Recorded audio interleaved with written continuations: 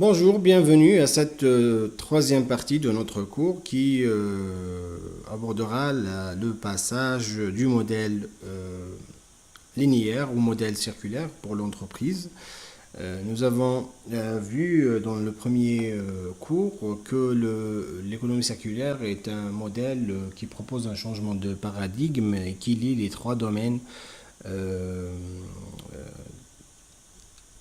donc l'offre des acteurs économiques et la demande et comportement des consommateurs et aussi la gestion des déchets, donc les mettant en boucle de manière à ce que euh, euh, on récupère de la valeur à partir des déchets générés en les réinjectant dans de nouveaux cycles de vie assurant ainsi le caractère circulaire du modèle. Alors, ce changement de paradigme proposé par l'économie circulaire peut se réaliser grâce à des outils et des mécanismes appliqués au niveau opérationnel. Et il s'agit des piliers de l'économie circulaire sur lesquels peut s'appuyer le modèle circulaire, justement, pour qu'il soit durable.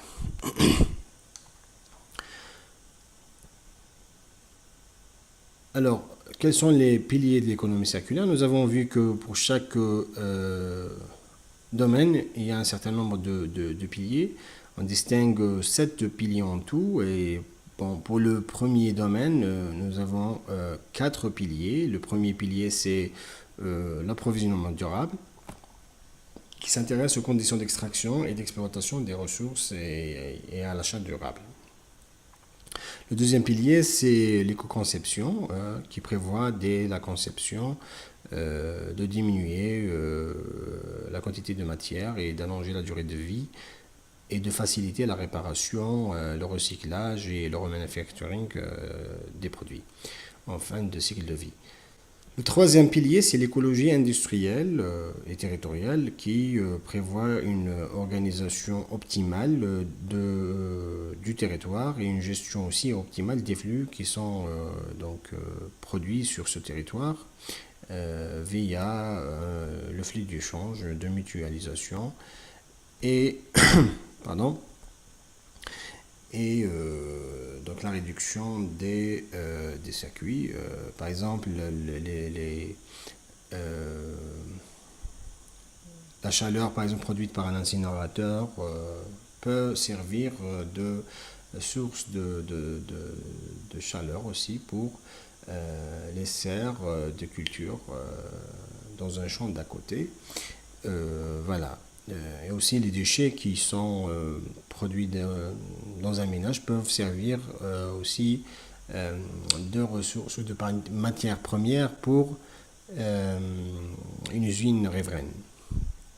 Le quatrième pilier, c'est l'économie de la fonctionnalité qui s'intéresse à la valeur d'usage du produit qu'au produit lui-même, c'est-à-dire au lieu d'acheter un véhicule par exemple, on peut procéder à la location de ce dernier si donc on procède de la sorte,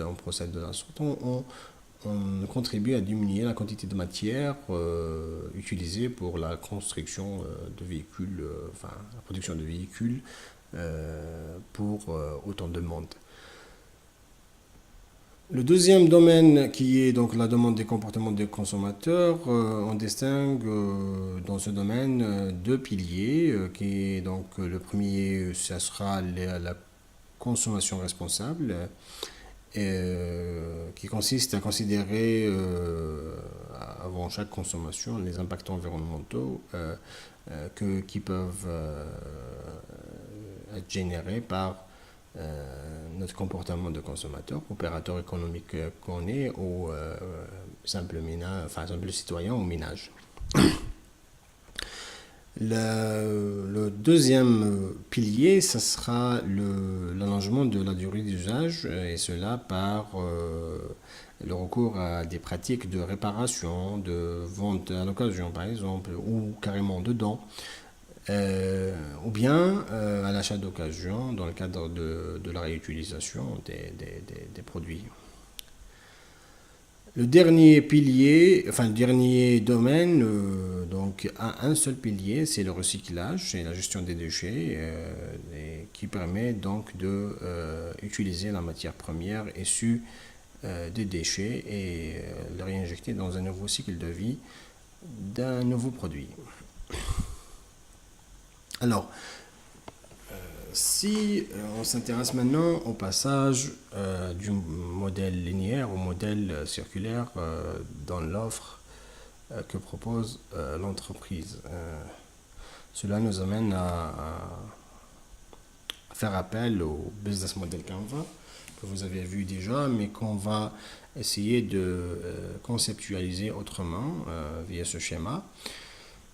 Donc, on remarque que l'activité de l'entreprise est fondée autour de la valeur qui est créée ou issue des besoins exprimés par les clients et l'utilité aussi qu'elle procure à ses clients.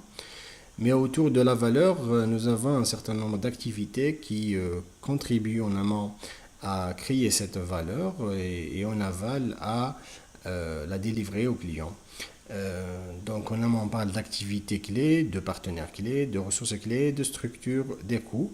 Et en aval, on parle de relations clients, segments clients qu'on cible, et aux canaux de distribution par lesquels on atteint ce client. Et enfin, les sources de revenus possibles et combien ça, enfin, qu'est-ce que ça rapporte comme revenu. Alors, si on observe bien cette structure, on remarque qu'il y a une sorte de parallèle qui est fait autour de la valeur entre l'amont et l'aval, que nous pouvons observer sous différentes optiques. Optique fonction, optique acteur, optique approvisionnement, optique financement, ou finance plutôt. Donc ce parallèle donc, se manifeste sur l'optique fonction. En amont, on parle d'activités clés et en aval, on parle de relations clients. Donc, c'est toujours des activités qui, en amont, permettent à l'entreprise de créer de la valeur et aussi des activités en aval qui permettent de délivrer la même valeur. L'optique acteur parle des acteurs, donc des partenaires et des clients, des fournisseurs et clients, consommateurs, qui aussi, pour les premiers, contribuent à la création de la valeur et pour les deuxièmes, c'est la destination finale de la valeur. L'optique approvisionnement parle aussi des ressources, donc achat de matières premières, acheminement, son stockage, sa manutention, pardon. Et en aval, c'est un petit peu le même processus, mais inversé. Maintenant, c'est faire sortir donc le produit une fois créé. Donc de l'entreprise, il acheminé vers sa destination finale, donc c'est vers le client. Et enfin, l'optique finance qui parle donc de valeur, des coûts, donc de la valeur, de création de la valeur et le revenu qu'elle rapporte à l'entreprise. Alors, le passage vers le modèle circulaire, alors, à partir du modèle linéaire, consiste à détecter sur le business model Canva des points d'entrée par lesquels on peut intégrer donc, les piliers de l'économie circulaire pour soutenir le modèle linéaire et le rendre plus durable.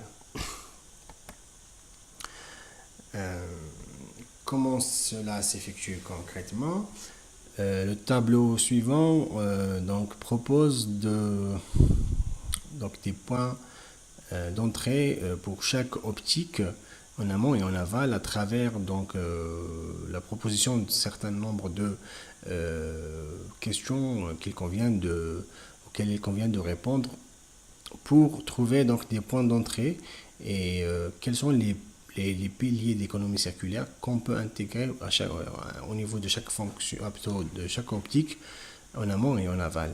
Donc ça reste un modèle qui aide justement à assurer l'intégration des aspects du modèle circulaire dans le modèle linéaire, mais qui n'est pas un modèle standard qui peut être appliqué partout.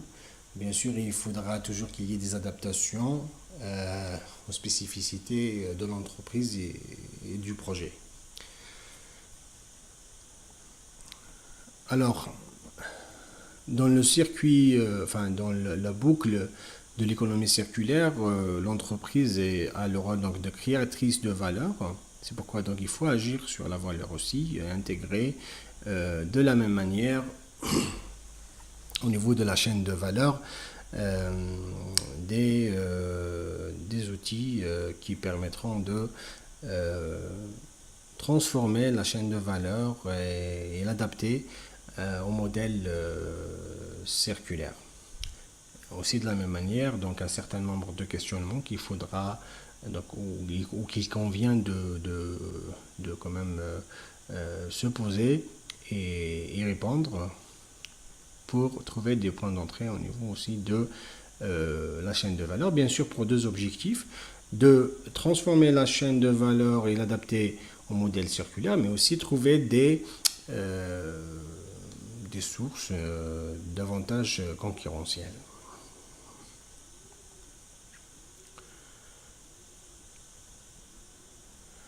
Alors, l'entreprise opérant via un modèle circulaire est certainement créatrice de valeur économique, mais elle peut aussi créer de la valeur sociétale et environnementale, et cela par le fait de créer des emplois directs et indirects, étant donné que l'économie circulaire est un processus, est une approche collaborative et coopérative qui implique pas mal de parties prenantes et donc qui est censé de générer des emplois directs et indirects.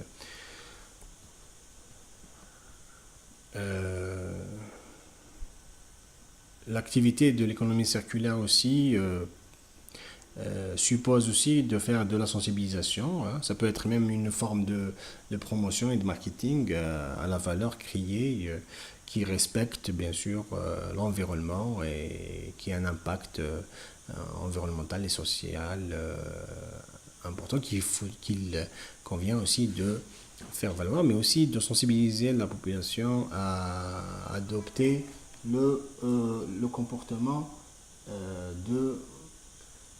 d'économie circulaire dans leur comportement de consommateur, par exemple. Il convient aussi de soutenir des associations parce que les associations ça peuvent être des partenaires clés, hein, des parties prenantes intéressantes dans la mesure où les associations font de la sensibilisation mais aussi peuvent jouer le rôle d'entreprise sociale et solidaire, donc être même un partenaire économique fortement important. Et enfin, améliorer le bien-être de la société dans laquelle nous vivons, parce que ça permet de créer des conditions de vie plus saines et plus durables.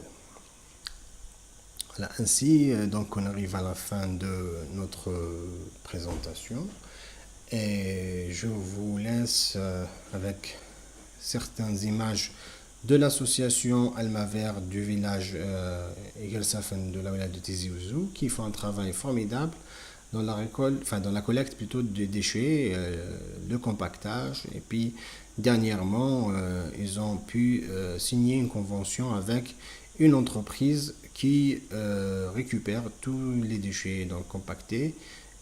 Voilà donc un modèle à suivre, à soutenir et qui fait office d'entreprise sociale, même s'il ne dit pas son nom, mais qui peut être un partenaire clé dans le cadre de l'économie circulaire. Donc sur cette note d'optimisme et d'espoir, on arrive à la fin et j'espère vous revoir dans les lives.